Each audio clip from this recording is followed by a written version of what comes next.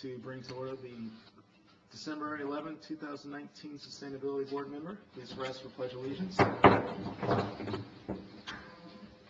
pledge allegiance to the flag of the United States of America and to the republic for which it stands, one nation, under God, indivisible, with liberty and justice for all.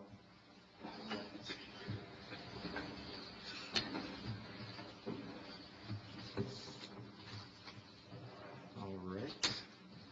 Thank you very much for being in attendance today. Right now, we'd like to open the floor up for any public comments. Yeah. All right. You're welcome to come to the front. Please state your name and your address, possibly. No address. Satellite Beach, Diane Douglas. I'm a resident. All Speaking as a citizen. I just wanted to bring your attention to or make you aware of the sustainability or non-sustainability of the coquina rock. It is 100,000 years old and it is being taken off the beach at unprecedented rates, as well as with the shells. So there's a law that prevents this, and I was just hoping that the Sustainability Board would get on board and support signs being put up that says the coquina rock has to be stay on the beach. It's the same as if you went to a park and would chop down a tree because you wanted firewood. You just can't do it. So our coquina rock are our trees. And this is what makes our beach unique. You go to different beaches in all the different parts of the world. Like you go up to the northwest and there's driftwood all over the beach. You come to our beach, we have coquina rock and we have shells. We just don't want that depleted. We want to have that there for our children, our grandchildren. We want that to stay. And taking it off and having it be 100,000 years to create is not sustainable. It's not a renewable resource. We can't have people taking it off and using it for landscaping. It's unacceptable and illegal. The other thing is, what else can I say about that? Yeah, I think that's about it. Any questions? I have a question. So are you saying that some of the residents are going to our beaches here and taking coquina off our beaches, or? Yes, our residents, out-of-towners, everybody. I see people just taking it. I'll see piles piled up, and then the next day they'll be gone. So yes, it's everybody. But there was some man who was down at the beach. He was so proud to announce that he was collecting 1,000 pounds of shells. You can't do that. You just can't do that. So it's crazy. And he was using it for landscaping. So, yeah, and people are just, yeah. And the internet says use shells. That's the new latest environmentally friendly thing. So everybody's going down to the beach just collecting bags and buckets of shells. So one is fine, like a memento. But pounds and pounds, we can't have everybody doing that. We won't have a beach left. We won't have our beach left. We'll have a beach, but it won't be our beach. It'll just be sand. Has there ever been a precedent, like a rule or an ordinance around limits of taking anything from the beach? Well, what's it? CC, I have it in my place. What is that state exactly? It's a county. Oh. It is a state one. It's 161.053. It talks about it in there. But if I could make a comment, staff, to Diane's point, that we've had some follow-up with this from our other conversations, and that the enforcement of that has occurred recently in both our city and other cities, where law enforcement has made individuals collecting buckets, when they were able to be made aware of the situation, made them return those to the beach. And that it's unfortunate that some can spoil it for many. Oh, that's the other part of that.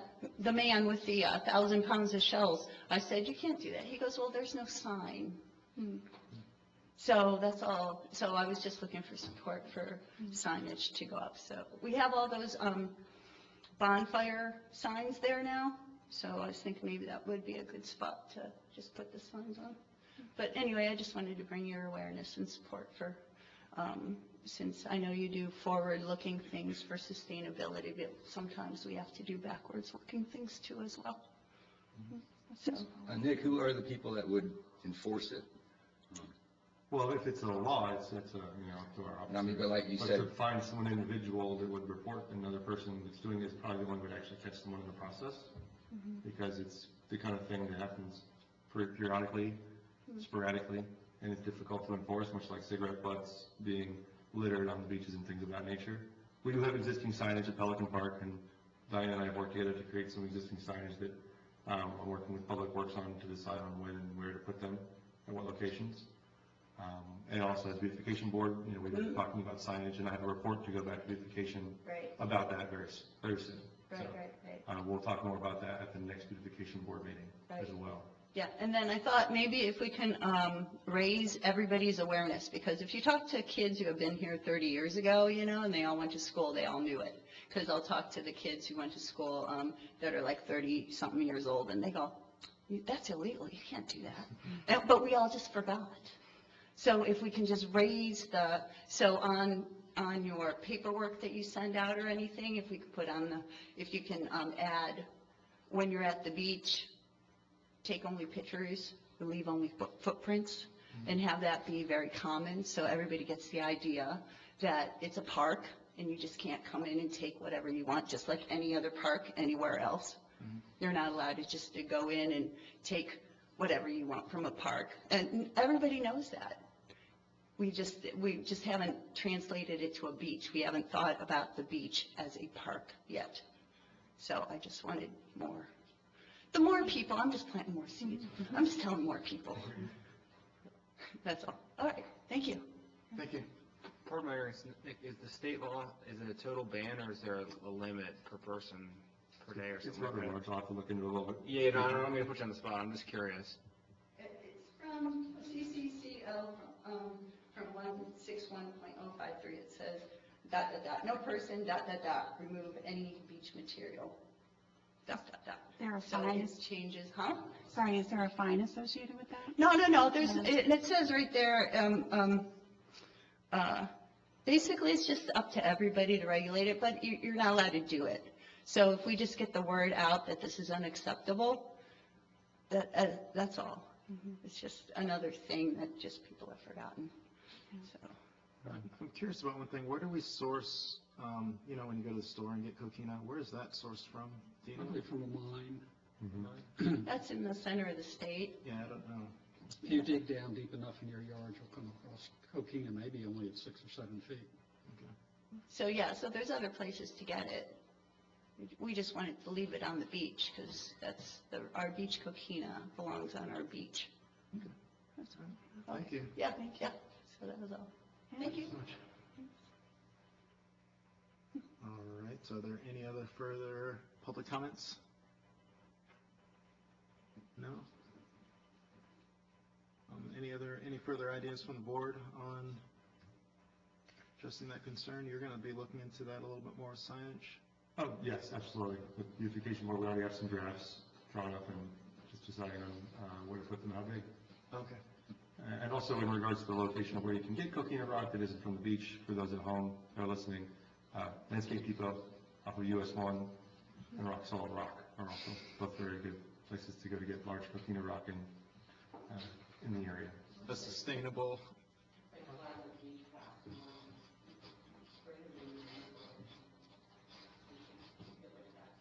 Okay. Actually, the coquina that washes up on the beach is broken off the rock. And as long as the beach can't move, that rock will eventually disappear. It'll all be broken off. And actually, that is a benefit to renourishing the beach, because that sand will go out and cover that coquina. It's a balancing act. You put too much, you cover all the coquina, but then you're preserving the coquina. All right. I'd like to move on to the next order of business. We have a staff update. All right, thank you, board. So we have some informational items to go over here first. On October 4th, we had a workshop. It was the 21st workshop in our series. and that was on invasive species removal. Pretty well attended.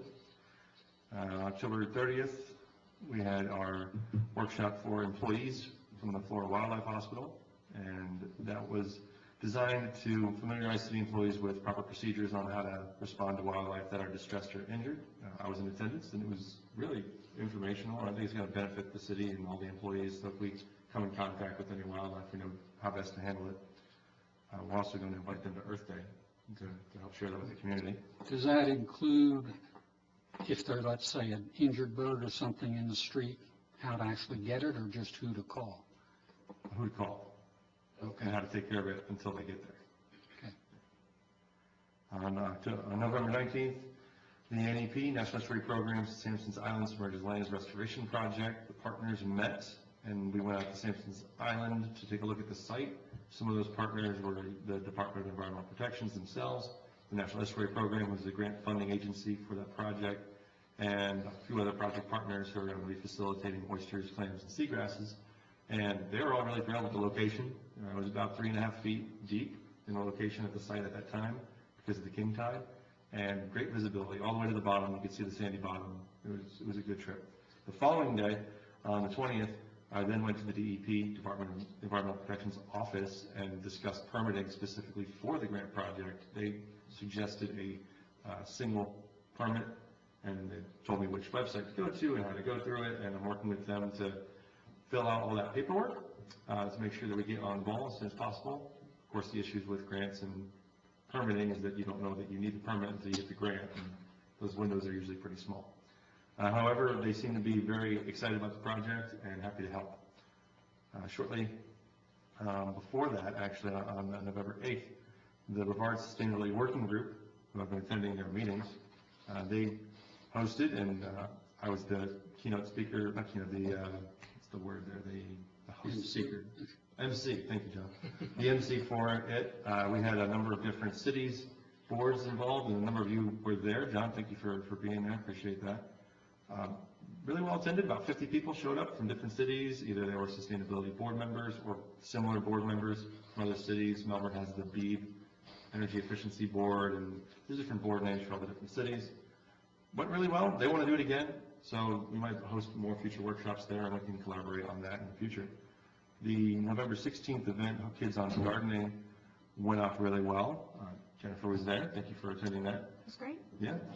Rodney Smith's new nonprofit, Hook Kids on Gardening, hosted an event. We facilitated the location and assisted with some of the, stations for the kids. So they learned a little bit about composting, a little bit about planting native plants and vegetable plants, and when to plant them and how to plant them. That went off really well. I'll probably end up doing more things like that in the future. Rodney's been really good about being involved with the garden, and those events seem to be good for the public as well. Good outreach on those. Shortly after that, November 23rd, the Sustainability Board Solar Expo was held right here in our breezeway. Again, thank you, John, for donating all the knowledge and information that you have on your experience with going solar. And because of that, you and Steve as well, working together, we had a really great event. Because of that, not only did a lot of residents attend, but also the mayor is looking at going solar. A little conversation he had was with one of the companies there, and I think he was pretty interested in it.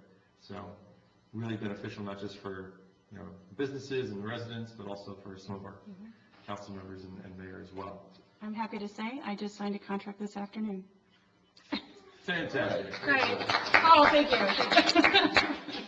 Was it because of the event, or was? Yeah, well, I was sick that day. I couldn't go, but my You did husband. send your husband. I sent my husband. He was covered in paint, but I sent him, and we got an assessment, and same guys who were elevation.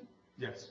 Yeah, and actually he mentioned today that he was going to talk to the mayor, and we were all just happy dancing. It was just great. Yeah, it was great. So wave of solar. Yeah, wave of solar. Yeah. Great. At that same event, we did mention that we have abated on our own solar over 100 tons of CO2 through our 232 solar panels at the city in a year, which is great, which is equivalent to about 1,500 mature trees, which is pretty impressive. I will also just say that Brandon, who I talked to this afternoon, he had nothing but really positive things to say about the city being such an advocate and the permitting process and just the process of it, since they go around to a lot of cities and do lots of contracts. But he just said, It's just so much easier to come to the city, so I thought I would just pass that on, Thank you. that is very helpful to the process in general for contractors. Well, we are a Soul Smart Gold member, Yeah. and it does cost less than $100 for Yeah. your contractor to get their permit processed. Also, after that, November 25th, the presentation was given by myself to the new youth council on sustainability board, what we do, my position, how we relate, how we create projects and different things that we're doing. They're interested in a number of different things that's going on, particularly with the beautification board. They're interested in the potential for a mural program that has been discussed previously. And they just want to help out and be involved. So if we need help, they're happy to help. Chris was at the Oceanic Beach Festival, and they were there tabling next to us. So we were kind of co-tabling and sharing space, and I think they learned a lot just by being there. That leads me to the next one, which is the Ocean Reef Beach event itself, held at Pelican Park.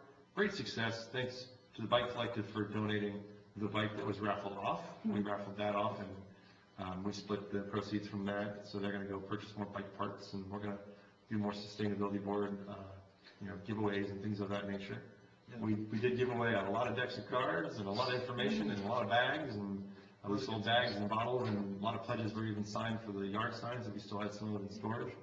So great event, really well attended. On our end, I didn't get to make it to most of the other tables, but it sounded like it went really well. To follow up with the last meeting, I was directed by the board to meet with Doubles, and so I met with them and discussed the Starry Sky certification issue with the lights on their outside deck. So they're going to look into some replacements to make sure that they all have 50-50 shades on them, and they adhere to the issues that we had raised as concerns. We're going to try to figure out a great way to find a compromise on that. Beautification board projects, I mentioned, are being created. Potential for a mural program was one of them, and they also recently approved the Earth Day event from their end, because it was a combined event, to take place on April 25th. So you'll see that in our agenda item, and we'll get to that. Lastly but not least on this list, the Green Team implementation of Resolution 1014, working with Lexi on that one, is going really well. The team has kind of given us direction, and we're working internally to create the next step forward with implementing all the things we've learned on how best to implement that resolution, because there's a lot to think about when it comes to the different departments and the things that they need to function properly. So there's a lot of really good conversations about fire. We had conversations with PD on certain things that are what could be termed mission critical and what could be non-essential that might be able to be removed from being plastic in the future. So that'll be something you'll see in the near future. That's continuing. And also the grant for the Seaside Forest for Gail Meredith, working on that currently. That is going to go to KBB for approval, just so that we can plant some trees in the front of our city in honor of Gail Meredith. We've talked about that before. Action items for the future. These are things that the board can be involved with, that I would like to see some involvement on what you are interested in. One of them is the composting workshop, which is an agenda item. And Jen, I know that you're already involved, but everybody else is invited to be involved with that as well. That will be on December 14th. The bike ride, which Chris, thank you again for all you've done this year. It's been amazing with the bike rides. I haven't got to attend all of them, but thank you so much. This one's going to be a little differently this year for all the other board members. Just in case you didn't know, they're teaming up with the beautification board and going to help judge the different houses that have the beautiful lights instead of the beautiful yards. December's a little different.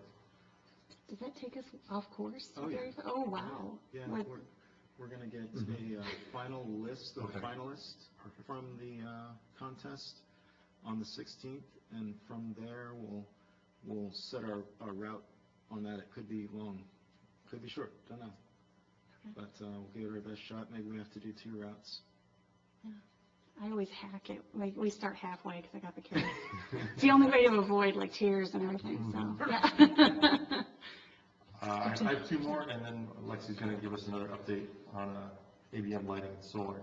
My last ones here are that the planning for the next planting projects for 2020 are occurring. I've met with Public Works today, and we outlined where we're going to plant. So board members that are interested in those activities, please let me know, and I'll put your name down for that activity in 2020 to help with those projects. Planting along the DeSoto Stormwater Enhancement Project, 4 with the submerged lands, restoration on the west side of Sampson's. And then also, if there are any topics for future presentations that the board would like, let staff know, and we'll make sure to schedule those for you. And with that, just remind you that for the future presentations, try to kind of orient them around a green achievement target or a topic that relates to the board that we might want to cover to give us some background before we move forward with something in the future. Lexi, you have one for us as well? Before that, back to the Sampson's Island project. I was there when the guy was in your office. Did he make that? And was there anything come out of it? The guy with the special material, did he make that trip? Oh, Steve. Yeah, Steve was able to join us. Okay. Yeah. Does it look like anything may come of that? If he can get DEP approval for a new material to be used for oyster restoration, they're excited. DEP's interested in different materials that are non-plastic, so. Okay, it's moving. It's moving, yeah, the conversation is definitely, I did mention it the next day to DEP, and they're interested, and I gave them his contact info, so. Okay. Thanks, John. Hi. So for my quick update, staff, the city is involved with a energy efficiency contract through ABM as a consulting and installation company. The projects that I'm definitively involved with include the lighting retrofits in all city facilities, as well as the solar lights that are going to be installed in DeSoto Stormwater Park. So as for retrofits in all the city facilities, those are complete. I know about a month and a half ago, the lights in here were updated, so I don't know if you guys noticed, it was a little bit brighter between one meeting and the next. And so they're all LED, as well as some additional like timers and occupancy sensors and stuff like that. So all retrofits in city facilities are updated. And what we're just starting on now are the solar poles that are going to be installed at DeSoto Park. There's 8 poles right now.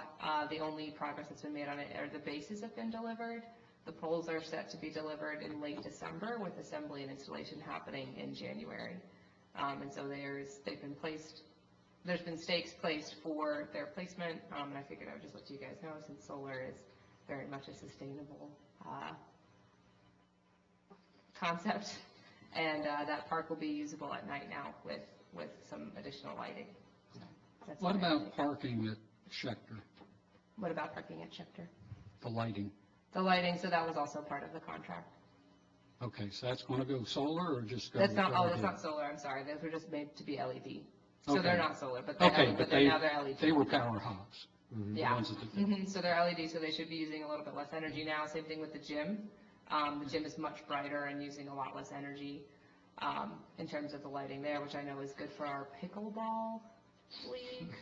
I didn't know pickleball was a thing, Very hot right It's a now. thing. but I've heard it's very popular here, so hopefully it makes it a little bit easier to get competitive. Now, do you know if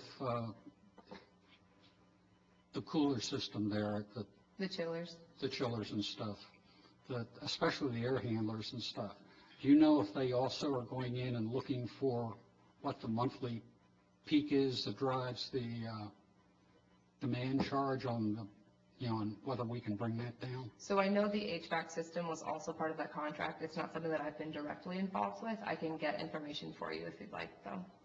I just don't have that information in front of me because I just haven't been Okay, the directly reason involved in I- those improvements. Bring it up that a couple of years ago, I worked with Alan and took just 1 year's worth of Data. electric data, Mhm. 20-minute increments that FPL had. Mhm. And there were 3 spikes during the month. And I'd figured if you cut those 3 spikes back, because every kilowatt hour Mhm. is charged based on what the highest spike is. And that's what I talked to Mr. Dunn about at the event. And he made the comment, and if I may mess it up a bit, but I don't think by too much. He said sometime in the past, he had a firm that had a high electric bill. And he went in, and what he looked at is when, let's say there'd be a power spike or something else, they had, he said, 6 or 7 air handler units in their HVAC. And what they did is everything turned on at once. It's like taking your washing machine, your everything in your house and flicking the switch all, and it just whacked it. And he said all he did was put a 20-minute delay between each one, and it cut the bill, I think he said 70-some%.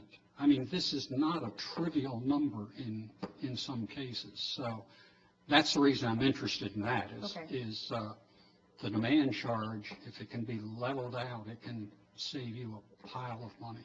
I would assume they would have done enough that they would know about that and deal with it, but nobody's ever said anything. So. Yeah, I can check in and get back to you with something on that. Again, I'm not directly involved with it, but I can ask that question and figure out if that's been considered. Yeah, because it probably won't be that spectacular, but even 10% is a nice number. Yeah, and DRS, because it's such a large building and those chillers feed the whole building, it takes a lot to run that facility, definitely. So like you said, 10% is still substantial and good to pursue. I would expect they've done it, but Quality assurance. If nobody asks, Yeah. you don't know. Do you happen to know how much one of those solar poles cost? I don't have that in front of me right now. I can get that to you though.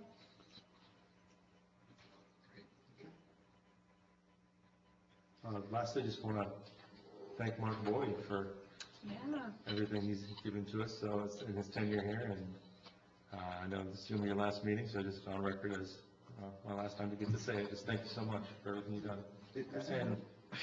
Is it his last meeting? Is it your last meeting? January 4th it is. Well, I'll reserve for board member comments, but thank you, Nick, personally for everything, and I look forward to working with you for many years to come. We're still going to finish the term, Absolutely, right? yes. No, I'll talk. Are you going to give an update on that? Yeah, well, yes, I've got a procedural update, if not a substantive one. But there's a board meeting tomorrow, and we'll have a meeting short. It's yes. Yes is the short answer. Thank you, Mark. Yeah. So I did see that one of the last sentences on your letter said that you might consider future involvement, and I hope that when you decide to come back, we can vote you on the same night, get you back in your seat. I appreciate that, Chris. Pleasure. That was it's bittersweet, and it was a lot of thought, and I definitely meant that. And like I said, I plan to be here, living in Satellite Beach for a long time, and being involved for a long time. It's just balancing that stuff right now. So, Thank you. Yeah.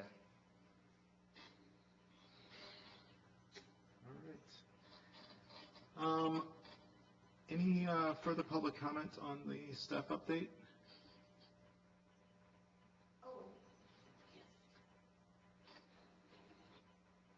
Your name again? Diane Douglas. The wildlife, I was down at the beach the other day, and there was a, I don't know, I call them the Groucho Marx birds. The terns, is that what they are?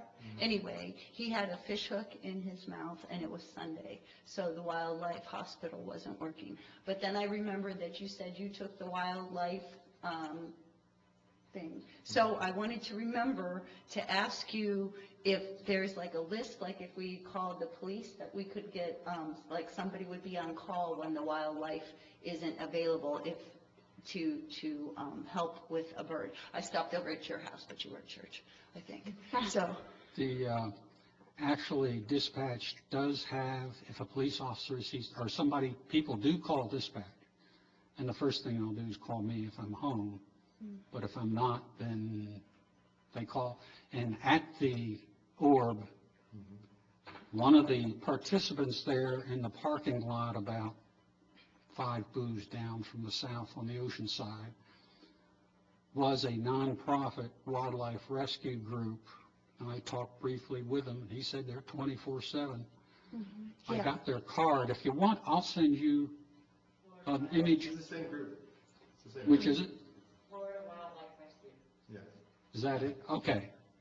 And apparently they're doing okay, because I'm not getting calls from the wildlife If you can't hospital. reach out, you can call me and I'll call them. I'll give you their number. We'll make sure that you have the ability to. yeah, well, I was just wondering, like, if we could have, like, something set up, because I didn't know who to call, so we just called the police. So if the police have that information to pass it, I don't know if they'd be interested in doing that, but that way, any citizen would be, so it wouldn't be just be me, it would be any citizen could just call the police, and then they would have. Actually, the big signs when you go to the beach accesses, look at the bottom. I Yeah. think all of them say, if there's wildlife in trouble or something, like call, and it's the dispatch number. Oh, okay. Oh, all right. That's good. I had didn't a notice that. dying possum wandering in my yard a few weeks ago on a Saturday night. I called dispatch, and then they called animal control, and that was very quick on a Saturday night. I mean, like within an hour. But again, it's like, do all paths lead to Rome? I guess that's my question. Like the same. Animal control just drops it off at the hospital, Mm, so they all go to the hospital. okay. Animal control take it, or wildlife rescue. Okay. Wildlife rescue can actually treat the animal as Yeah. well. Yeah. So if it's like something like just a hook in the beak or something, they can do it really quickly and let them go on their way. They'll do that. Okay. But animal control won't, so they'll just bring it to the hospital and then release it. Okay, gotcha. And this, so the possum, we weren't sure if it was dead or not, right? Yeah, so, no, but seriously, it was jokes all night. I know, it's serious. Yeah, and she was like, no, it's dying, yeah. I'm like, they don't get that name for nothing. Yeah. On the proposed agenda, we are getting that presentation next month from the Florida Wildlife. I saw, are they the facility on US 1? Yeah. Like in Palm Shores? Yeah, They're going to answer all your questions. they seem to be very active in a lot of different, yeah. Very cool. While we're on this subject, before we move on, I wanted to see if there are any ideas right now as far as speakers that we might want to see in the future, maybe that pertain to some of the GATs that we want to achieve. Are there any ideas out there? Well, you all might have input on this, but like, I'm always interested in complete streets, so like speakers related to that, but I know that's a big GAT, so it's not like just information, but that could be a parking lot, no urgency. Just as one thought. I'm working on something, but we'll wait and see how it turns out. Tease. Well, you know the one subject I'm interested in. All right. So we got the public comment, so let me see if let's move on to the next order of business. We've got to discuss, take action on composting workshop. All right, thank you, Chair. So the recommended action for this is to approve the time, date, location, and concept for the workshop. We have everything in place, we're ready to go. Again, I'd like to thank Jennifer for all of her work with me, meeting and discussing it. In your packet, you'll find that there was a pledge for homeowners that we created, and today on Facebook, went ahead and put out the call for all the people that are planning on attending on the event page to know that the first 5 people that show up are going to get a free composter if they sign the pledge and agree to collect a year's worth of data. The idea behind this, that the more data we collect, the better we're going to be in the future to create bigger programs. We're doing this in conjunction with KBB and Melbourne and any other cities that want to join on. KBB is going to be there, and we'll be able to help them with this as a start, and then we'll do more of these in the future if they're successful. And the idea is that on the last page, there's the data sheet, the collection sheet. Anything that they put into the compost, we want to know what it is and how much, so we can get an idea of how much CO2 they abated. And also the pledge just reminds them all the different links that they have. We're going to model this after the Orlando Greenworks program, because that's been very successful. And that they need to maintain their compost bin. You know, it includes the right combination of greens, browns, and even a little bit of water, and to turn it. And this is something that we've been talking about for a long time, and I think it should be something that we continue doing in the future. So I'd like to hear your thoughts on the workshop. One thought I've got is you talked about the data collection always in conjunction with the composting apparatus. Is there any reason not to let people know if they're interested? There may be somebody already composting that doesn't need it. that's actually been doing it for years or something. Sure. In other words, invite the community and say, if you want to participate, no, you don't get one of the new ones, but you can. Absolutely. That's the plan, is that the first 5 get the free composter if they agree to the pledge. The rest of them can agree to the pledge and partake in the program just fine, but we can't give away more composters than we have. Interesting. But yeah, I'm saying target it to anybody that's interested, even somebody that's been doing it for 20 years. Absolutely. Because they may have their act together, and you may get nicer numbers from those folks because they've been doing it right. They've made all the mistakes.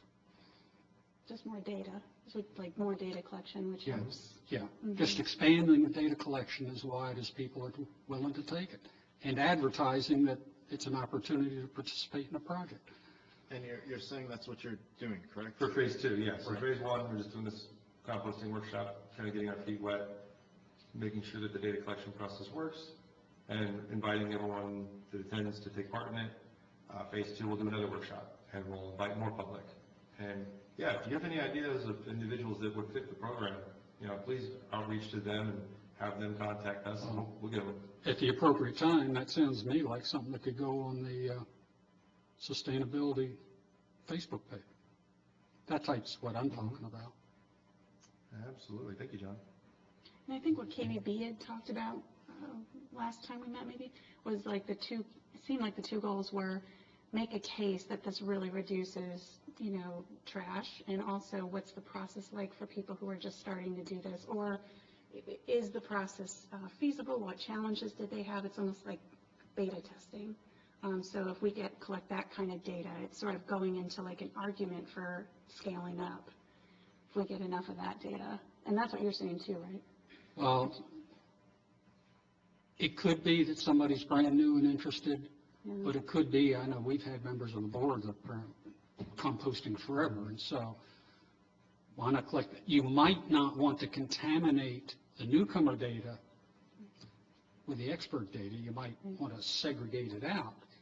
But in fact, that would be interesting if I were running the program. I think I'd like to see it segregated. So, the new people are composting 500 pounds a year, and the folks that have been doing it are, either doing 1,000 pounds a year, or they've gotten so that their buying habits are such that the composting is actually decreased. That's true. You could ask a question, which wouldn't be a lot to add, which would be like, are you currently composting? Sure. If so, greater or less than 1 year kind of thing. Yes. See if it's new. I'll make those changes in that one. Thank you. Sweet.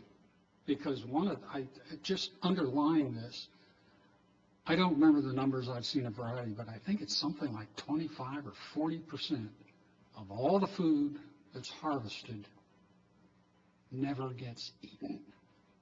It goes to waste, either animals or spillage or spoilage.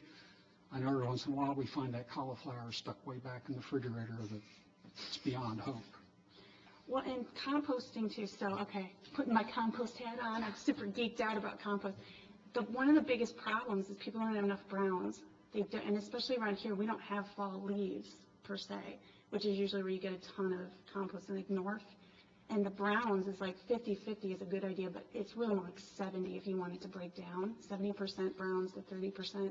And so it's almost like those messages like, compost your food, don't waste it. But if you want to actually have it break down well, we need to attend to browns as much, which I don't know, teach the compost. But it's an interesting sort of like getting people involved in those messages. So that's pretty much my role at the compost workshop, is just geeking out the whole time and just saying, did you know?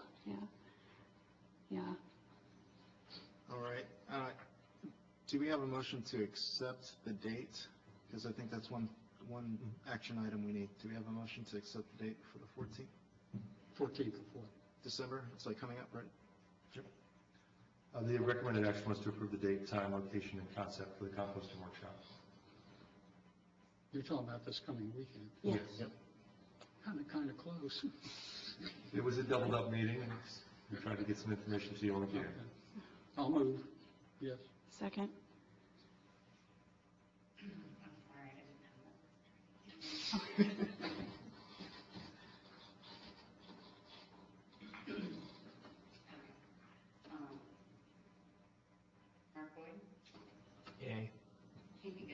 Yes.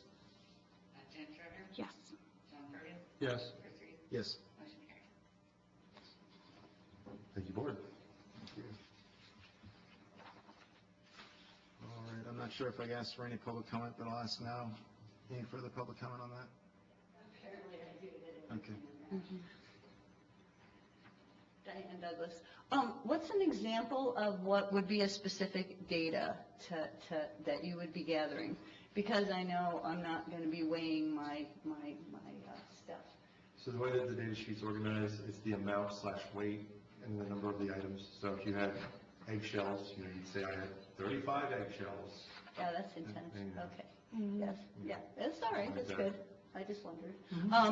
The other thing is with the browns that I've been working on is I found out it works out pretty good is if instead of putting your branches from bushes in your thing, you lay them out and let them dry for a few days and get yourself a nice pair of canvas gloves, pretty stiff, and then you can just whoosh the leaves right off, and it makes a lot of brown. Yeah, that's a great It's idea. really good.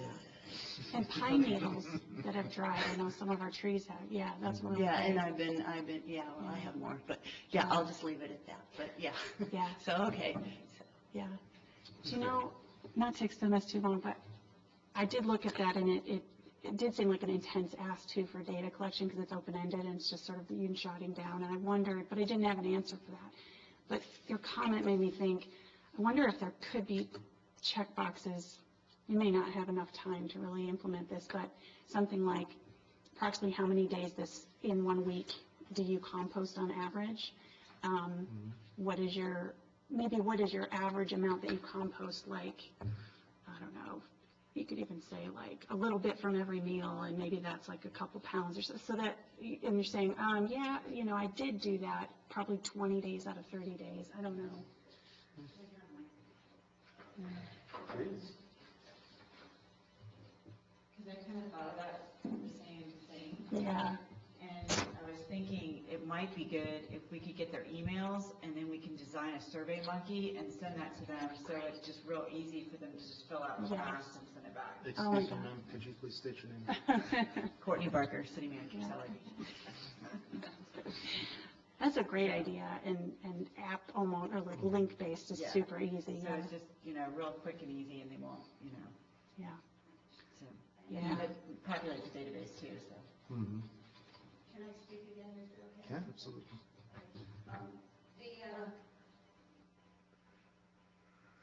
How I compost my food is I just stick it all in the refrigerator for a really long time until I have too much compost in my refrigerator and I don't have any room for food. So I was just thinking, to make it a little easier, it would not be too much trouble for me to put it all in a box and put it on a scale.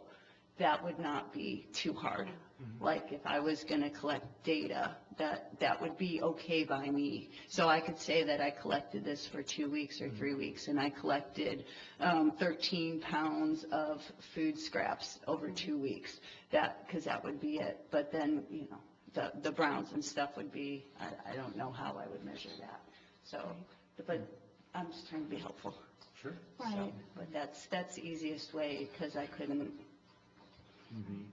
it all depends what's on sale at the store as to how much greens I have, because during the summer, if I cut up a watermelon, man, I got lots of compost. Right. But, during the summer, but during the winter, not so much. Right. Yeah, okay. Yeah. Yeah, we'll add a survey to the. That's a great idea. That's actually a good idea. All right, great, so we will add that survey, that's great. Cool. Great. All right, next order of business. Discuss, take action, creation of a board mission and vision statement. Yes, so this was something that was directed from the last board meeting with initial interest expressed in September. It was something that Chris and I worked on and then sent out just for review. If you guys have any feedback prior to tonight's meeting, John sent me some feedback that was pretty awesome in terms of adding additional wordage to really keeping to what has been inherently expressed in our discussions as part of our mission and our goal and our purpose and our direction. And so our mission statement, which is those lines, I have this version, I don't know if you guys have it in your packet in front of you. It looks different from that, yeah. We have that. Yeah, so it'll be these 3 lines would be the proposed mission statement with the suggested additions and deletions, and then the vision statement on the bottom. The questions that are associated with the words mission and vision statement are just the questions that you typically would like to be able to answer given a mission statement. So a mission statement should answer the questions, what do we do, whom do we serve, and how do we serve them? And a vision statement should answer, what are our aspirations, what issues are we addressing for the greater good, and what are we aspiring to change? So just generally when you're putting together these types of statements, these are the questions you want to be able to answer.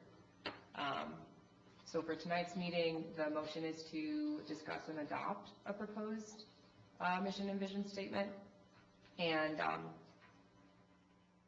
the purpose of the discussion would kind of be to make sure that we're hitting the messages that you guys would like to hit as a board to continue on, and go from there, and then give, staff direction on any changes that might need to happen. I did have one additional question that I wanted to propose to the board, but first, if you guys would like to discuss it, I can, hold back on that and then ask once some other discussion has occurred. Why don't you raise it up now so it's integrated into the discussion? Okay. The question that I had is if we would like to explicitly involve the sustainability action plan in the language of either the vision or the mission statements, so that the board is basically, in theory, perpetually tied to that action plan. Right now, it's not stated in either of them. We do have the action plan, and obviously a lot of our directives and our direction can come from that plan. If it's explicitly put into here, it would be something that we could always refer back to. How about guided by? Guided by, okay. That doesn't tie you to it Mm-hmm. That's a very good. with a rope. With a rope. So involving some sort of guided by the sustainability action plan at some point in this, yeah, I can incorporate that into the appropriate space. Actually, you could say guided by and supporting. And is that how we all kind of feel is the best definition of where the action plan resides with the role of the board? I mean, it sounds like we do, right? That's it guided by, it's related, but we're neither responsible for it nor just limited within those actions. It's very well put. So, I agree. sounds good. Okay, so I guess my question then is, are there any other additional comments or edits, aside from John's edits, that we would like to incorporate into the current, as it stands right now, the current mission and vision statements? If there is, then I can take those and add them, and that'll be a staff directive. So the question is, are we so moved to adopt this mission and vision statement? I just want to make one comment before we, but I think it's really good. And one of the things I think it's good about it is it reflects balance between the present and the future, and balance between different aspects of You have a copy of what he came up with. our community. Specifically, I'm looking at environmental, social, and economic, because those things are a balance, and when you speak generally, and when issues come up specifically, it's important to be mindful of all those, because there are those needs of the present generation as it reflects, but also the concept of being mindful of the future, the community we're building for others. So I'm really just praising, I am 100% praising the work that other people have done here in saying this, but I think that's important, because this is an organization with an environmental focus, but it's serving a community which has a patchwork of needs, only one of which is the environment. That's my comment. Thank you for your comment.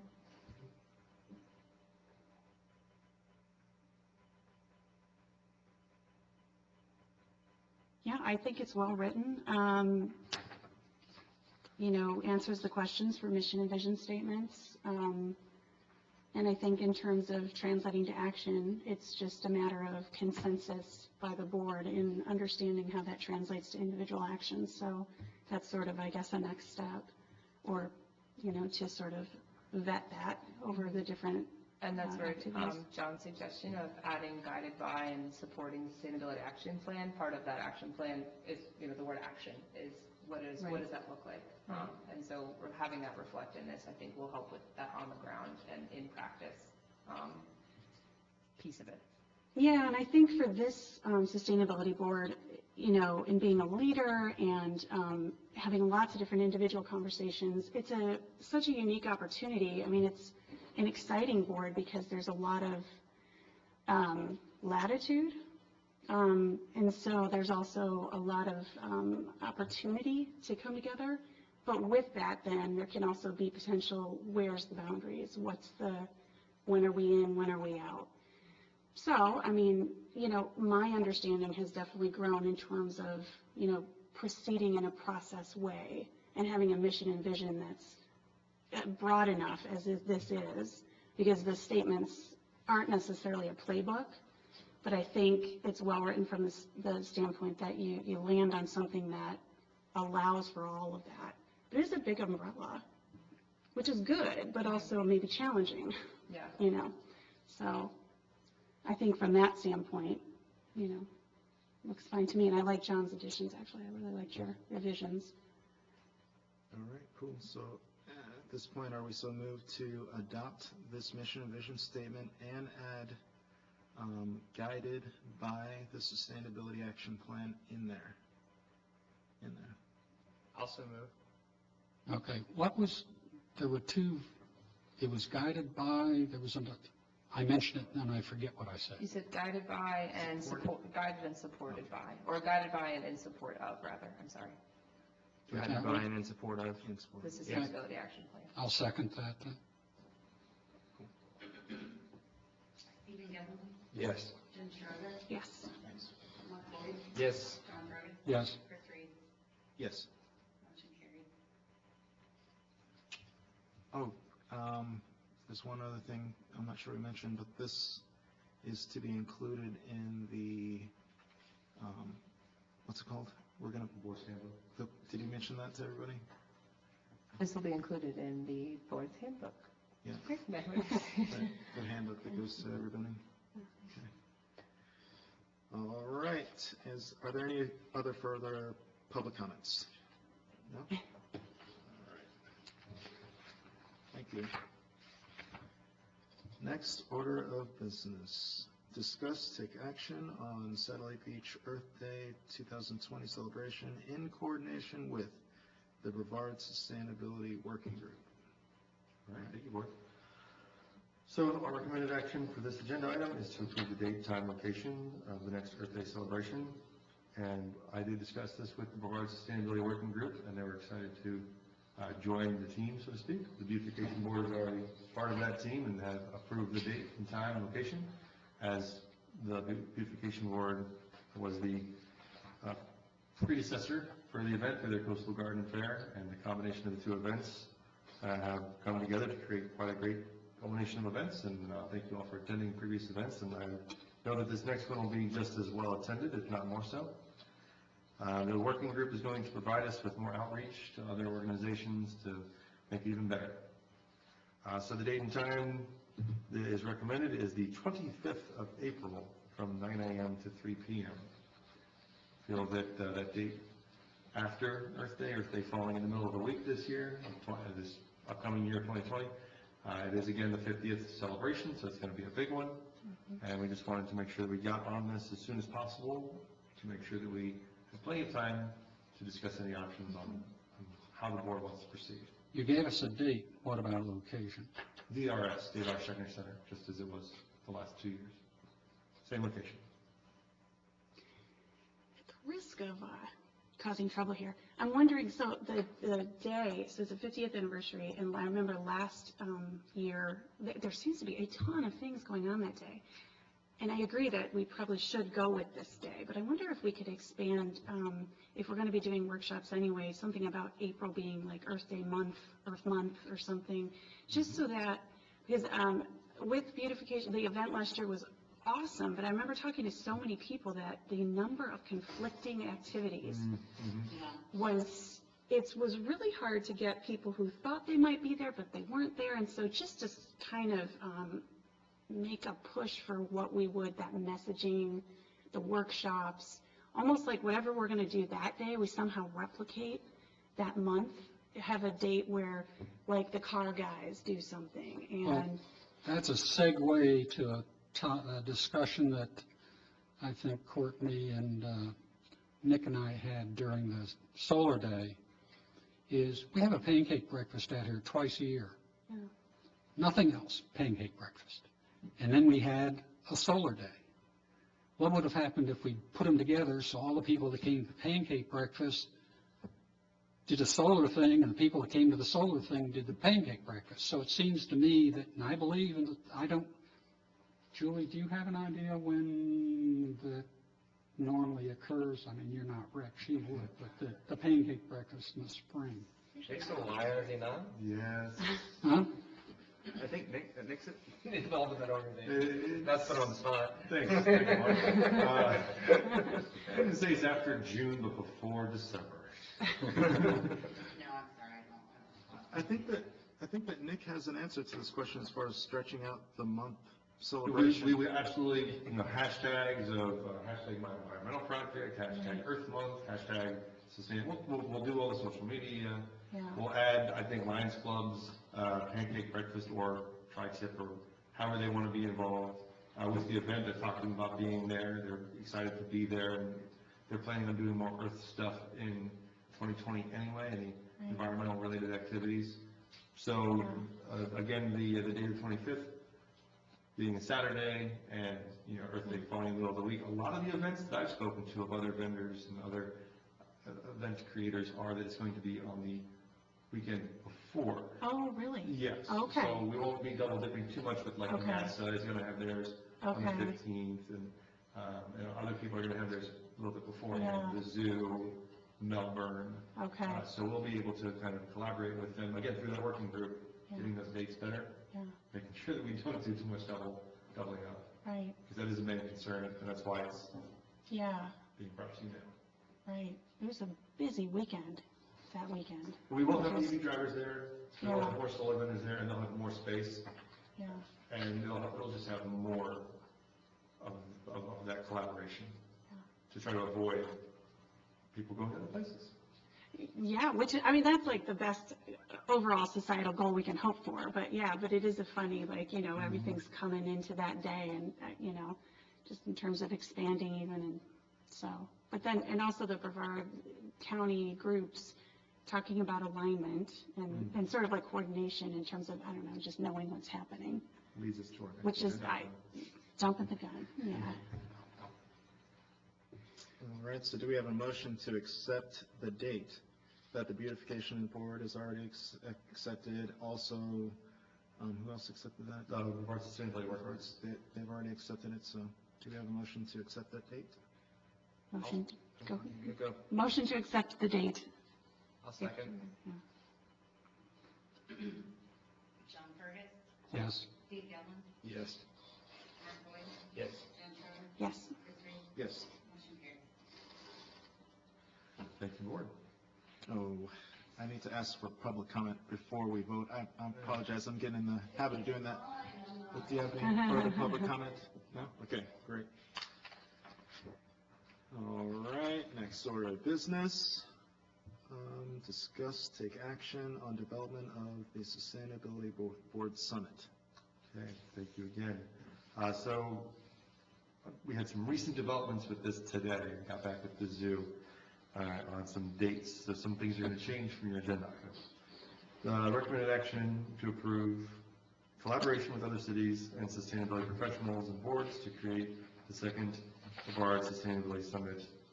Your packet agenda item does say February 28th.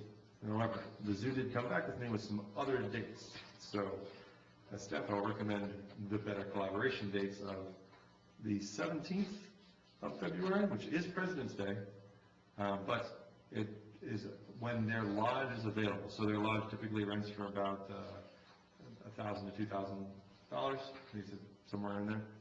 And they're going to give us the lodge for the event at the zoo. The zoo's very excited to be the host of the location. What day of the week is that? On Monday. It's a Monday. Hmm. The other date that they liked was March 4th, which is a Wednesday. And we had discussed times ranging anywhere from 4 p.m. as a starting time to 6 p.m. as a starting time. In the past, when we had the event here in 2018 across the hall, we had a pre-meeting workshop with Zach Eichels and Ken Lindeman talking about sustainability and creating the plan. That was at 5, and then it went until 6, and then the event started at 6. So, using what we kind of learned from our last ones, if you'd like to discuss amongst yourselves the best date, time, and if you'd like to approve the location of the zoo, they're excited to host, but they do have some restrictions on when they can host. So we want to do it at a different location. The Cookie Beach Hilton is always an option as well. One of the members of the Brevard Sustainability Working Group actually works there and had mentioned that she'd be willing to help facilitate using that space as well. It's been used for a lot of different events that I've attended, and they've all been very, very professional. And again, we can always offer to host ourselves if we want to, but those are the current options as I've been able to work with other organizations on. So I'm looking forward to the board comments to decide on what's the best course of action for this summit. I'd like to take the zoo up on something just to get them, Involved? Yeah, they're really yeah, good. giving them something to do as opposed to the Hilton. The Hilton does stuff all the time. This would just be pro forma for them, but, you know, this is giving the zoo a little.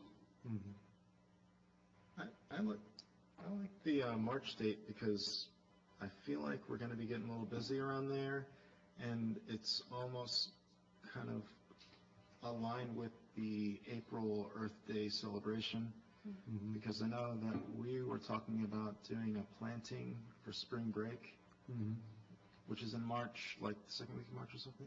Yes. Is it? The 17th, So 16th, 17th. we're almost creating a series of events that could be a big celebration moving into April, so I kind of like the idea of March, the March date. I agree. I like the zoo and March date. I think it was in October, the working group. I went to one of the meetings with Nick, and we had talked about having Earth Day on it as part of the summit agenda. You know, as everyone's gearing into that and like what, you know, so it's close enough. I'm wondering about the March date. Would anyone on this city council attend the summit? Because it's, that's a council meeting, yeah. That's a council meeting on March 4th. Dr. Kinder. Okay, yeah. So they can cancel their meeting and come. There you go. That would be nice for us. Yeah. I mean, you can always have it another night, right? I don't know, I'm just saying. Yeah.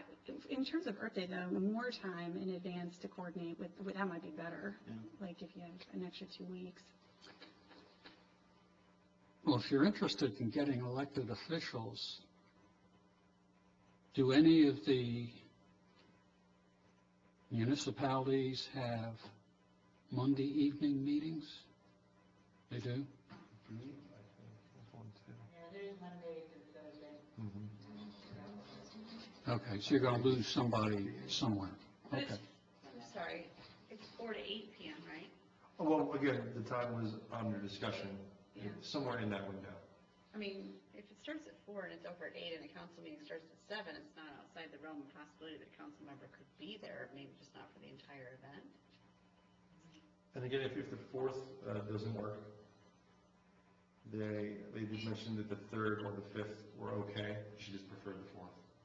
You know, because for them, they would have already set up the space for their own personal use, and they would have to set up the space for an extra use. It was just a little bit of a bonus. But she did mention also the 3rd and the 5th. So that would take us on either side of our meeting, and then our council could be there on either the 3rd or the 5th. Do you know if it's a matter of moving chairs? Is that what you discussed? That's all it was. Well, I mean, Not a big deal. We can help. we can help with Yeah. that. So if you want to mention that too, or maybe the 5th will work best. you could drive turnout at maybe you can get an announcement at the council meeting the night before, if you're gonna go on the 5th. I was gonna exercise my lame duck rights to abstain on the date, but I do think that the zoo is by far the better option as amongst the two. Yeah, it's centrally located, it's got all the amenities and they can provide food as well. So we'd like to. Oh, yeah, look we into gotta talk about that.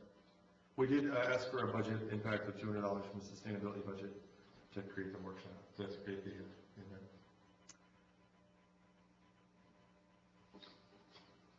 All right. So, are we so moved to create this date for March 5th? Hopefully we can get that window of 4 to 6, what do you think? That's something we don't know, if we can get the same times, 4 to 6 starting. Timing-wise, at the board's discretion, most people are gonna get out of work probably around 5 o'clock. Yeah, and getting out to Vieira,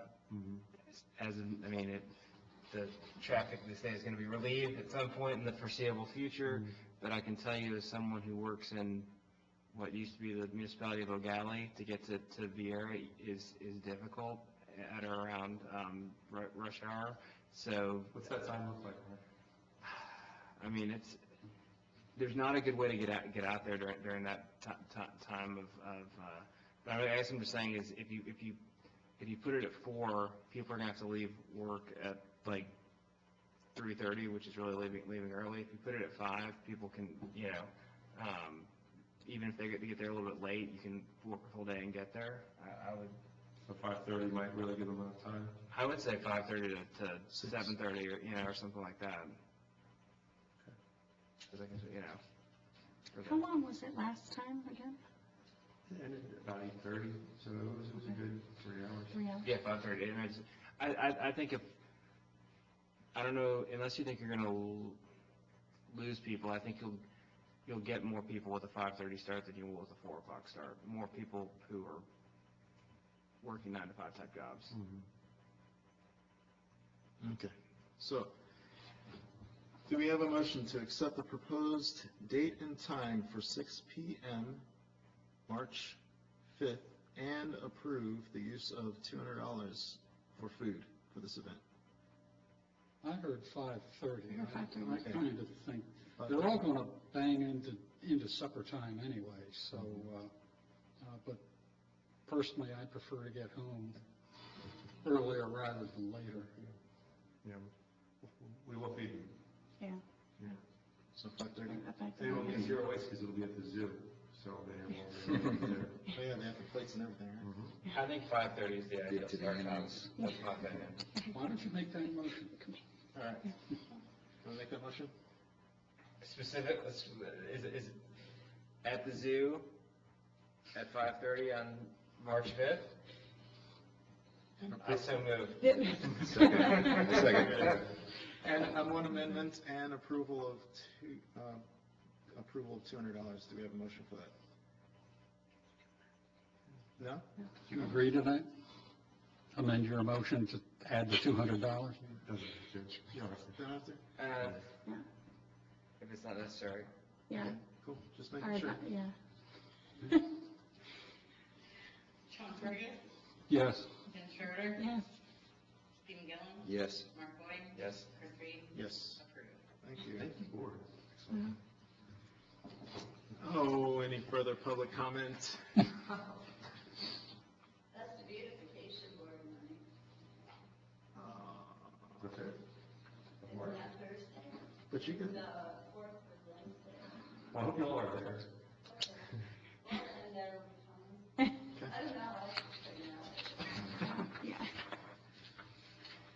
all right. Thank you for your public comment. That is true. Next, order of business. We've got board member comments, and we do have a presentation from one of our board members. I hope you'll. Yeah, not really a presentation, but just really an update on the free solar assessments. 8 people have signed up so far, and I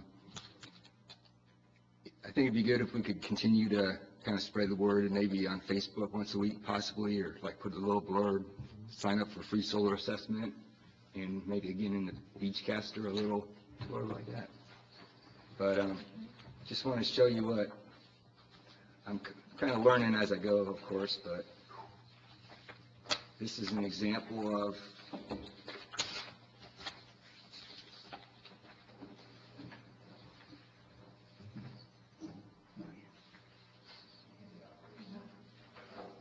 Hey, Steve, I'll pass them down here. We're taking these over here.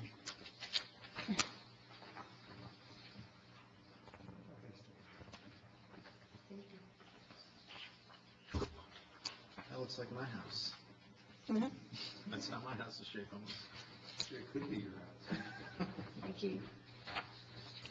So basically, if we know people's name and their address and their email, I was able to generate this just with their address. It's just one example. You can come up with an approximate system size needed, and it shows how the panels are laid out on the roof on their particular house. It's based on providing 100% electricity, but that's just an estimate. The second page shows a bar chart of what that system would produce per month, and it's based on the roof size and the orientation of the roof, as well as the strength of the sun every month in shading as well. So it kind of, that's all calculated into this, the layout of the solar panels as well as the chart. So pretty much I've emailed this to like 3 people so far for their house. And I'm asking them to send me their last electric bill. And once they do that, I can come up with a really close ballpark price of how much it would cost to put solar on their house. And then the step after that is once they have their price, then they can start investigating, financing options. Can they take,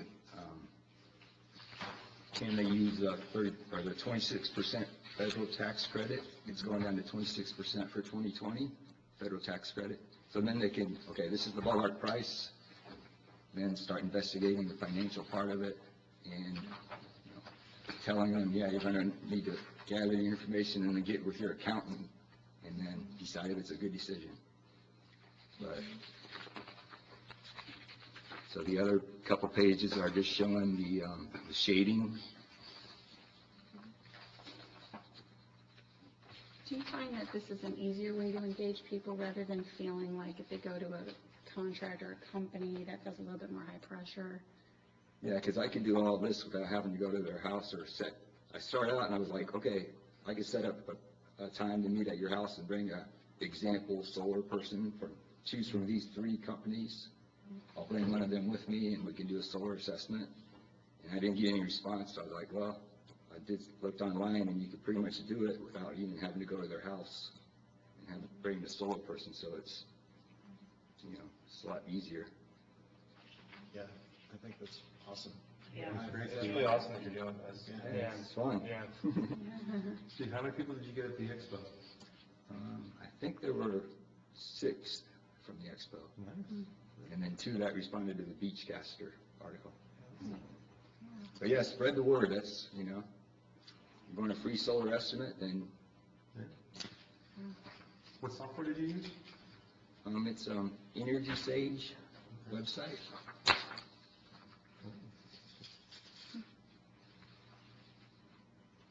But yeah, just if people are interested, just see their address, name, and email. Let me know. I think it would be great to have like a Beachcaster. I love the Beachcaster. It's like my favorite publication. But I think it takes people so many times, right? Like 17 times to hear something. Like Ask Steve, like almost like a column would be so cool. Because I can, just going through it myself, I can even think of like the top 10 things that I was asking that, like what's this whole AC/DC cap? What does that mean? What's insurance? Like what do you have to do for that? Those things that like once you actually are interested, there's some common FAQs would be kind of fun. And You know, is there a catch for real? You know, that kind of thing, because it does feel a little bit like, what does this really mean for me? FAQ would be cool. Yeah, I think I can think of a couple of things. One of them is that FPL has if you install over 10 kW, you have to get, I think it's $1 million liability insurance. I have no idea what that costs, but I made sure that mine didn't come in at over 10 kW. So that's one thing that it'd be good to have some idea, or at least let people know, like I see the one here, 15 kW. Right. You know, you're going to trigger that. The other, and that's a talk to your accountant thing. Okay, you know, $1 million cost. If it's $10 a month, who cares? But if it's $100 a month, and the other thing's insurance, and we did not realize some insurers, it's part of the house. You know, you've got a $300,000 valuation, big deal, it's part of the house. Our insurance company said we separate it out, and it's costing us $200 extra in insurance for our system. Annually? Annually. And that's a real bite into the payback. And, you know, so we started to look into other insurance companies based on that. And we don't do that lightly. We've been with this company 50 years. But we pushed real hard, and they're not going to bend. So those are two other things, like a ask type thing, that are the things that before you buy it, you really should look at to get the whole picture. It's that, plus it's the rebate that you get off the income tax. And the trick there is you need to have enough income tax. Right. To make, you can take it over a few years. I'm not sure how many years you can take it over. Yeah. But my father-in-law, he paid no income tax. Right. So he said, it's not worth doing on his house. Yeah. So these are the other things, the hidden traps that could hurt you. Yeah, and I'm not going to know enough information to answer all these questions, and things keep changing. So what I'm thinking is get it to this point, they have an estimated cost. They start asking questions, and then I'll say, you know, you should pick one of these solar companies that are reputable, that, you know, Nick tells me these are the top 5, you know, to go with or whatever, and have one of them come to your house, and, you know, I'm out of it, you know. Yeah, except I've dealt with two solar companies, and they'll assure you insurance doesn't matter. Wrong. Not that you have to answer it. It's just listing as you get more experience, or as you're talking to people and somebody says, well, what about, is just say, these are questions you should ask if you're serious. Talk to somebody, talk to your insurance company, talk to FPL, you know, whatever. But these are things you should look at that are peripheral, but they can make a big difference. Yeah, I definitely don't want to steer them the wrong way, you know. So. Yeah. Well, And the other thing is that the people in Satellite Beach do have a little bit of leverage in that when a company quotes, they have fixed cost, you know, staff, equipment, stuff like that, and the permit fee. And our permit fee, if I recall, is $75 as part of the SoulSmart. The guys I talked to that operate out of Orlando said some of the places it's over $1,000. They should be able to give you some credit towards that huge saving. You know, it's a pressure point you can use anyway, negotiating point. I love the fact that this has become really your personal, like, endeavor. When you initially started, it seemed like you were going in with one company. Was it that wanted to work with you on this? No? Well, I mean, my next thing is, how could we actually seriously move forward on the idea that Jen had as far as getting it in the Beachcaster. How can we make that definitely happen? That'll happen? Okay. Oh? I think it works better without any commercial involvement. It makes you an honest broker. As soon as you're tied to somebody, Yeah. It's a perception. I agree with John Mhm. on that, but I think that's the good thing about this, is if you did have, well, what you're already doing, and if there was an article, is, hey, here's one of you, which is the truth, here's one of your fellow citizens who cares about trying to encourage people to go solar, who is giving you information, that, but that's a good way. The repetition of it, I think, is good. Mhm. Mhm. I think we're just I mean, volunteering to write an article every You know, one of the main messages, I think, is you could save a lot of money going solar, and people, Yeah. you really can. I mean, you'll probably find out, right? But Actually, you could take that one step further, and I'm not sure you'd want to, how it worked out. is to get somebody like the Beachsider to do a little article. That may be something where the city could approach George White and say, I've given him some ideas. Some of them he says great, some of them he says the editor doesn't like, but, kind of here's what's going on. The downside is that goes to a whole lot more than Satellite Beach. So I don't know what had happened there. You may want to put a caveat in, or you'd find yourself with a whole lot more work than you wanted to do. But it's kind of like John Baker and the Peppers. He focused on the city, but he did a little bit outside too, so.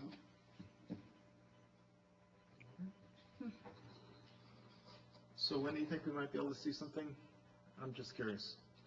In the Beachcaster? Well, I already went out one, Okay, so, my deadline's Friday. okay, cool. All right, are there any further public comments? All right, yes. Volunteer. I don't know if this is inappropriate, but and I figure if I have this question, other people may too. So solar, when you go solar, this is for like people who have higher amount of electric bill.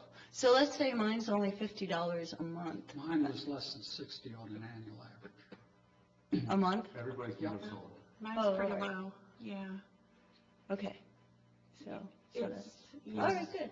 But there's a lot of factors when just to get a solar, like a appraisal, and this is how much it's going to cost, until you really dig into it. I mean, you might find out you'll save money even though your bill's, that much per month. Or you might find out, no, it doesn't make any sense at all to go solar right now. Right. Some of it depends on, what your available cash flow is right there. It's a big expense up front. Mm-hmm. But you're basically buying, hopefully 30 years worth of electricity up front. But there's PACE programs, there's other financing mechanisms that can be used, which will add interest cost of some sort, but you have to put it all together. Well, a lot of times these companies have zero down solar, Yeah. and you finance it for a certain amount of time, and your lease payments per month are equal to or less than your electric bill. So after a certain number of years, you paid off your system, and you're not paying more per month. Sometimes you're saving how much you pay per month. Yeah, you just build the panels that are equal to what you would expect to use, and then it's financed over 25 years if you want at a pretty low. So you basically design it so that it matches what you would use, and it's not going to be more than your usual payment. So you might have, a couple panels, as opposed to like this 15,000 kilowatts, which is huge. Right. Yeah. But yeah, zero down, no money up front kind of programs, right? I should have gone to the expo. Okay. It's complicated though, yeah. Thank you. I guess we still might have a couple more board member comments. Yeah, so Friday, it feels like we would have to write something to get to Julie. Julie has her deadline, right? And I can have a little wiggle room early next week.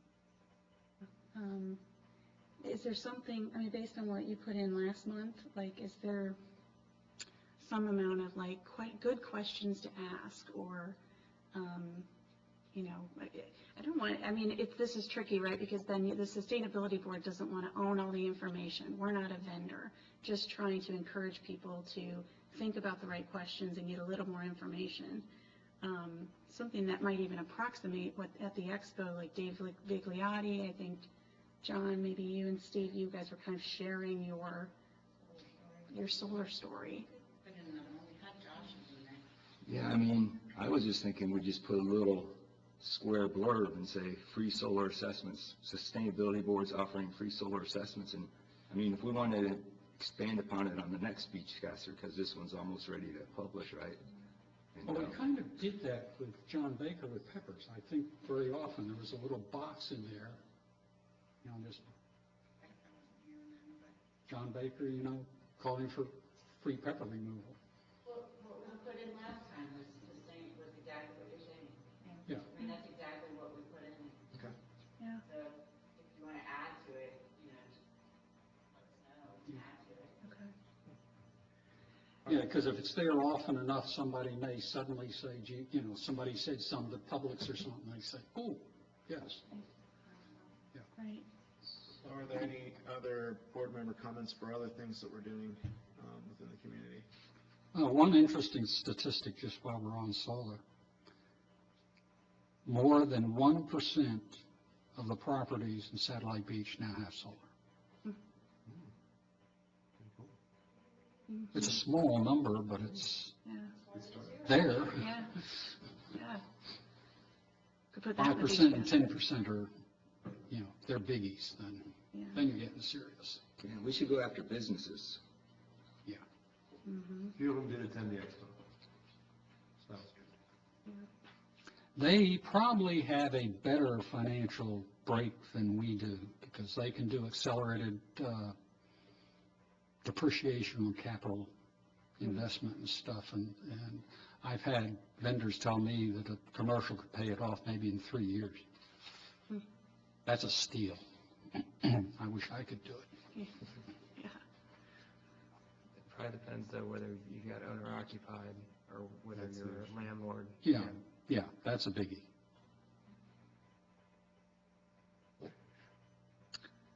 Should I say thanks, Mark?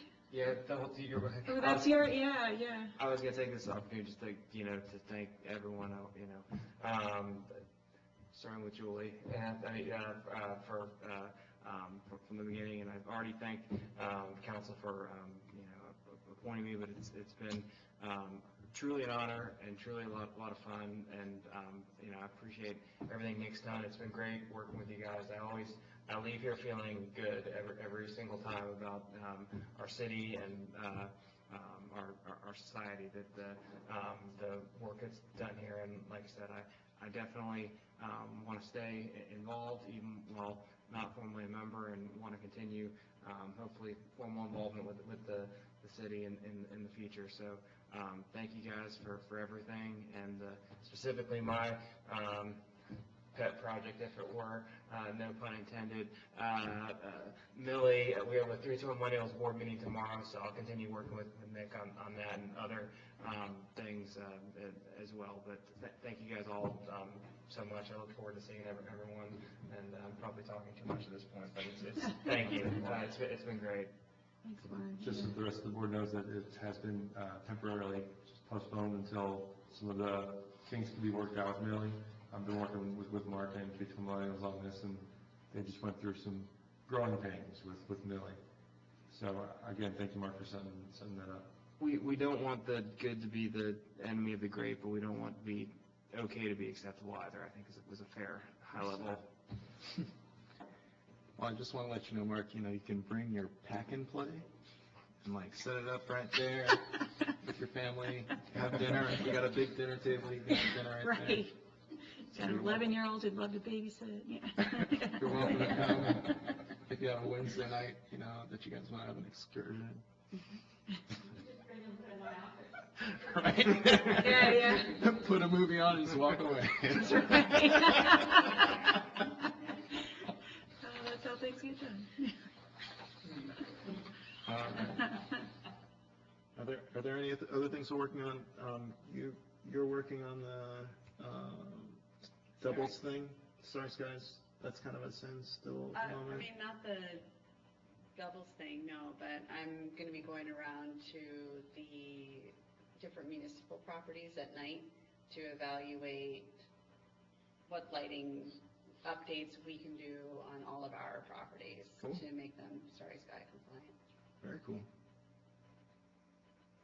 With a light meter or something, or how? Just, if you're honest. Gonna hide behind a bush. I got my eye on the police station, I can just like see them and be like, ma'am, what are you doing? Yeah. On your lighting situation. Surveying the area. Exercising my constitutional rights. That's right.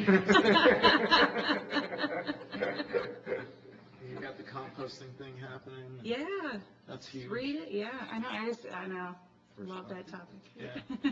Man, Nick did a great job at the Ocean Reef Beach.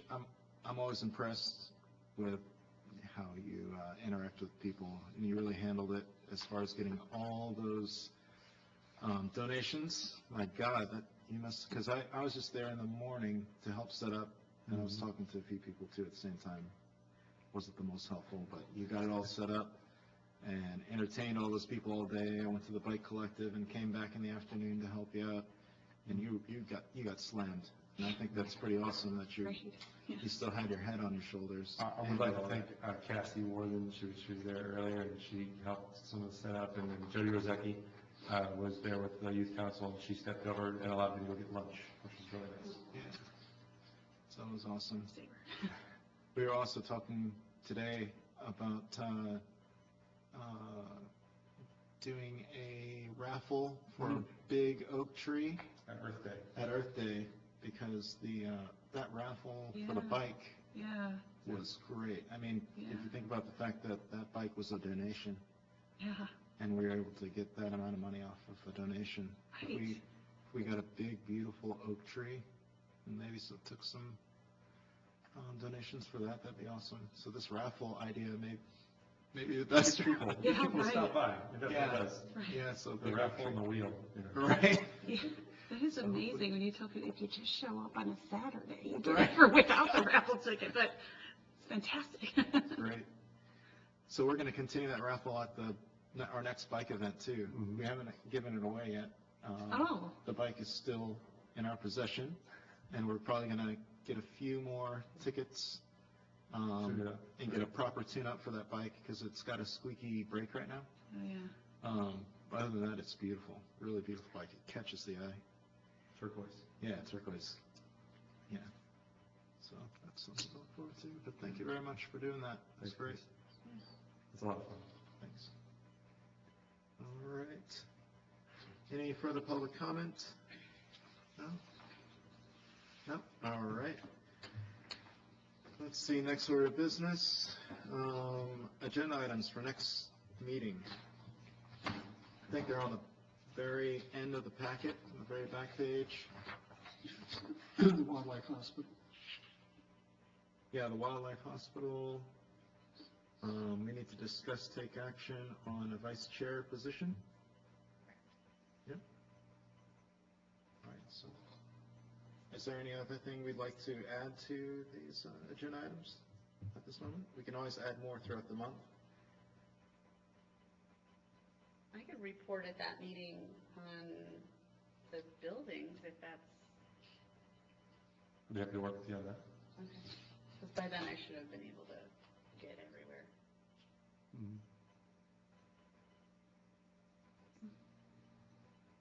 And the starry skies include Christmas tree lights. Get a waiver for the month of December. I'm playing Grinch. I automatically got that, like, dressing in green and being the Grinch, and those lights off. But not kidding. Right, but not kidding. I guess I shouldn't pursue this any more until, like, than I already have until after all the lights come down. Well, I think you know which Yeah. holiday lights. Yeah, but it's easier to see like the general glow of a building. Oh, okay, yeah. without Christmas I mean, lights. like, yeah, you can still see the ink. I would just get distracted anyway. It's so pretty. Yeah. I love stuff. All right, so are we so moved to accept these proposed agenda items? Yeah. Don't need to? I don't see You any. can say yes or no, yeah, sure. Consensus. Hit me up if you think of anything else you want to add. Hit you up, we'll hit you up. All right, any further public comment? No, all right. Next order of business, adoption of minutes of October, for October 23rd, 2019. So move. I wasn't there, so I'm staying. Second. Steve Gillen, Yes. Mark Boyd, Abstain. John Triggett, Yes. Jen Schroeder, Yes. Chris Reed, Yes. motion carried. All right, and that's the adjournment. Thank you. Before 9. That's amazing.